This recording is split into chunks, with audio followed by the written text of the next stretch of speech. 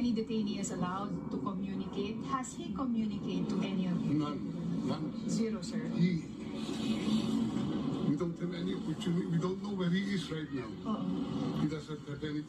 He doesn't even have his medicines with him. Pero doon po siya sa ambulance sumakay. Sinakay siya sa ambulance, binigay lang namin yung mga records doon sa kanya. And sabi, he will be well taken care of. Right. And we will be informed immediately of the name of the hospital. But hanggang ngayon,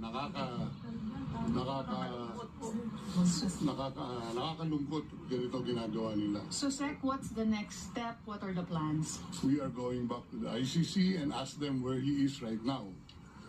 Because a family member is waiting here to see him. Yes. How is the Vice President? Well, she's waiting. Okay. And I would assume the President would want to see one of the members of his family at this So, time. Sec, the Vice President wants to see him. Is there a schedule for her visit now? That's what we are arranging, but we're at a loss where he is right now. Okay. So, how about you, sir? Alis muna pa ba kayo? Alis ako dito. Pinapalabas nga kami. Oh. Oh my God. Anong gusto nila gawin? Standby ako dito, yung lamig-lamig. Ano po yung response nila sa inyo nung nag-request po kayo for a visit? Wala. Ayan. Wala daw, request for a visit dito. Wala daw, ano dito. Walang preso by the name of President. Hindi yun totoo kasi hindi Mamaya na.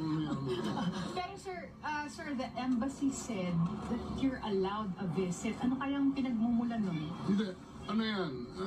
Para sa my understanding of the law is, he has the right to counsel at any time. And you're acting as the official. One of the counsel, and they don't even recognize my appearance here. Nasaan na po si VP Sara? I don't know where she is right now. Hindi pa po kayo nakita? Nag-usap lang